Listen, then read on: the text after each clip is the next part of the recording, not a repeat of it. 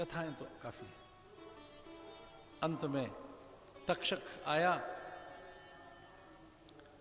तब तक परीक्षित के अंग प्रत्यंगों में से वैष्णव लक्षण प्रकट होने लगे थे।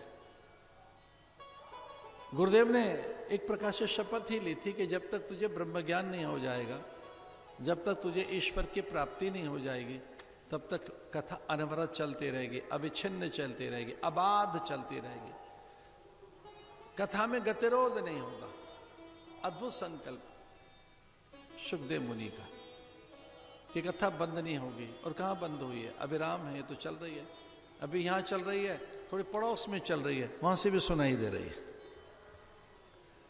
दाएं बाएं चल तो रही है, श्रवण हो तो रहा है। भागवत में बिल्कुल अंत में ये उपदेश है कि कलयुग में श्रवण बड़ा साधन होगा, श्रवण करते रहना। भागवत के अंतिम उपदेशों में अद्भुत उपदेश है और सत्संग बताया गया है कि कुछ न कर सको तो सारे साधनों का मूल सत्संग है, सत्संग कर लेना। आपसे कुछ न हो पाए तो एक काम करना, सत्संग करना, स्वाध्याय करना। ये भागवत के अंतिम उपदेश है। सत्संगत्वे निस्संगत्वम, निस्संगत्वे निर्मोहत्वम, निर्मोहत्वे निश्चल तत्वम, निश्चल तत्वे जीवन मुक्ति। भागवत के अंतिम उपदेशों में बताया गया है कि जीवन निर्माण के लिए एक ही चीज है, वो है सत्संग। सत्संग करते रहना, स्वाध्याय करते रहना, गौ माता की सेवा में रहना। बड़ी अद्भुत बात बताई है कि पल प्रतिपल महापुरुषों के नैकट्य में रहना, कलयुग से बचे रहोगे। कली प्रभाव से बचाने के लिए साधु संगति, विद्वानों के संग में रहो, हरि भक्तों के संग में रहिए और समय निकालकर सत्संग के लिए आते रहिए। ये कलयुग के से बचने के उपाय बताए जा रहे हैं। तक्षक आया, हाँ उसने स्पर्श किया परीक्षित की देह को और ददर्श देह, उसमें से अग्नि निकली, लेकिन तब तक तो परीक्षित भगवान में समाहित हो चुका था। भागवत के अनुसार तो ऐसा है कि विष्णु लोक में गया, विष्णु पार्षद बन गया, पर तत्वतः वह अपने सत्य को उपलब्ध हो गया। मैं देह नहीं हूं, कोई चीज पड़ी है इधर तो अपनी देह को देख रहा है, तक्षक उसे छू रहा है और वह भगवान के स्वरूप में विलीन हो गया। भगवान में ही, अनंत में ही। नमोस्तुनंताय सहस्त्रमूर्तये सहस्त्रपादाक्ष शिरोर्वाहवे सहस्त्र नामने पुरुषाय शाश्वते सहस्त्र कोटि युग धारणे नमः। वह कोटि कोटि हो गया। वो पवन में, प्राण में, आकाश में, अग्नि जल वायु निहारिका नक्षत्रों में समाहित हो गया। परीक्षित जल, पवन, प्राण, प्रकाश में वो समय आपको अपने आप को अनुभव कर रहा है। उसने अनुभव किया मैं सूर्य हूं, मैं ही चंद्र हूं। उसने अनुभव किया कि धरती में हूं। उसने अनुभव किया है जो एक अस्तित्व है मुझसे है, मुझसे भिन्न कुछ नहीं है। ऐसा गुरुदेव ने उसका अज्ञान छीन लिया और उसे ज्ञान सत्ता दे दी। ज्ञानान्न मुक्ति। गुरु हमारी मान्यताएं छीन लेता है, मूढ़ मान्यताएं, हमारे भ्रम, भय, संशय, हमारे पूर्व आग्रहों को छीन लेता है। सत्संग के बाद वैसा ही होता है जैसे आंख खुली और सपने की दुनिया गई। भागवत का ये ज्ञान बड़ा अद्भुत ज्ञान है। ये मोक्ष कारक ग्रंथ है। यह पारमहंस संहिता है। विद्यावताम भागवते परीक्षा। इसमें विद्वान की भी परीक्षा हो जाती है, लेकिन कोई जरा सा भी सुन ले, आधा भी श्लोक, पूरा न भी हो सके, एक चौथाई श्लोक को एक भी अक्षर, एक एक अक्षरम पुंसा महापातक नाशनम।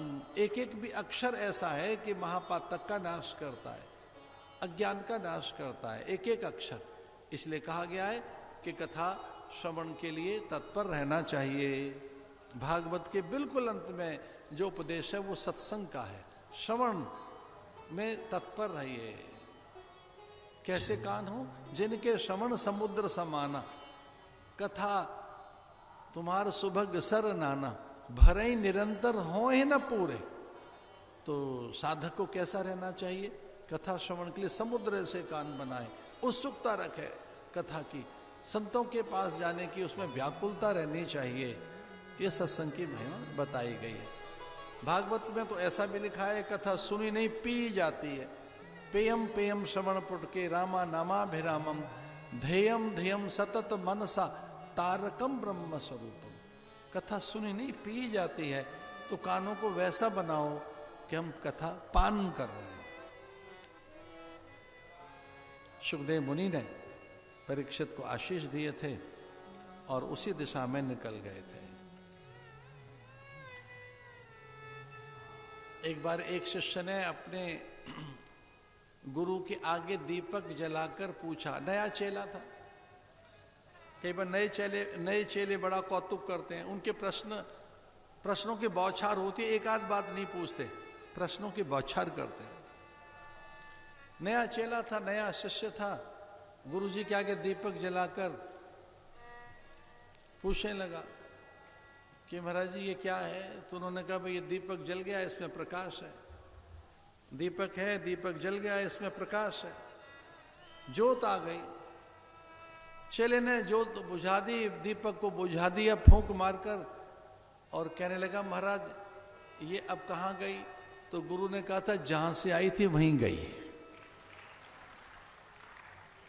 पहले पूछ रहा था कहां से आई है, फिर गुरुजी ने कहा कि जहां से आई थी वहीं गई। वो अनंत है भैया। अग्नि वते ज्ञानान्न मुक्ति। अब गुरु के पास आएंगे, सत्संग में आएंगे, ज्ञानाग्नि प्रकट होगी। ज्ञानांजन शलाकया केवलम ज्ञान मूर्तिम। गुरु ज्ञान मूर्ति है, विचार मूर्ति है, उसके पास पहुंचोगे भैया तो विचार मिलेगा। परीक्षित का भय चला गया, भ्रम चला गया, कुछ ऐसा ही है। चतुश्लोकी भागवत के माध्यम से ब्रह्मा का भी भ्रम और भय चला गया। अर्जुन ने कथा सुनी, नष्टो मोह स्मृति लब्धा करिष्ये वचनम तब।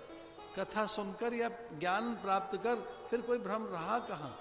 ऐसे प्रश्न अनेक हैं जिन्होंने अनेक ऋषियों के प्रसंग ऐसे हैं कि प्रश्नोत्तर के माध्यम से फिर अज्ञान रहा ही नहीं है। अज्ञानी हमारी सबसे बड़ी समस्या है और उससे बड़ी कोई समस्या नहीं है।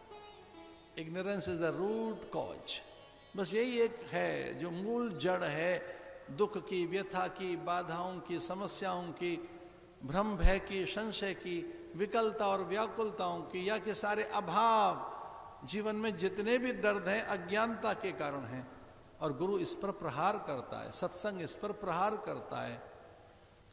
निरंतर करते रहना महाराज। ये भागवत अनंत है, जैसा कि कहाँ से आया प्रकाश, जहां था वहीं एक बार मथोगे तो निकलेगा। वो तो आप स्वयं प्रकाश है। इसलिए प्रार्थना करते रहिए कि हम असत्य से सत्य की ओर चलें, अंधकार से प्रकाश की ओर चलें, मृत्यु से अमृत की ओर चलें। विशुद्ध ज्ञान देहाय त्रिवेदी दिव्य चक्षुषे श्रेय प्राप्त निमित्ताय नमः सौमार्द धारणे। आप उसका ध्यान कीजिए तो वैसे ही है। वो सौम आपके पास ही, अमृत आपके पास ही है। ये कुंभ और कुंभ का स्नान अमृत स्नान हो सके, आप यहाँ अमृत के अधिकारी बन सकें और आपको वो मिल सके। वैसे अमृत भी कई प्रकार का है। एक है ज्ञानामृत, एक है वचनामृत, एक है प्रेमामृत, एक और है दृश्यामृतम। कई बार महापुरुषों को देख के भी लगता है कि हमें अमृत मिल गया। दृश्यामृतम साधुनाम दर्शनम पुण्यम। हम भारत के लोग ऐसे ही हैं, यहाँ अमृत की खोज में आए। अमृत तो हम ऐसे बना लेते हैं। महापुरुषों के चरण धो लीजिए, चरणामृत हो गया। गौ की 5 चीजें मिला लो, पंचामृत हो गया। कथा सुन रहे हैं, ये कथामृत है। तब कथामृतम तप्त जीवनम वचनामृतम ज्ञानामृतम नामामृतम। एक और है अमृत जो यहां आपको मिलेगा, हर पल मिलेगा। एक और अमृत है जो हर पल मिलेगा। साधुओं के दर्शन कीजिए, दृश्यामृतम। अरे दर्शन से भी तो अमृत की प्राप्ति होती है। दृश्यामृतम। हम अमृत की आकांक्षा लेकर आए हैं, ज्ञान की, उद्धार की, अपने कल्याण की। वो सत्संग से होगी ही, निसंदेह होगी।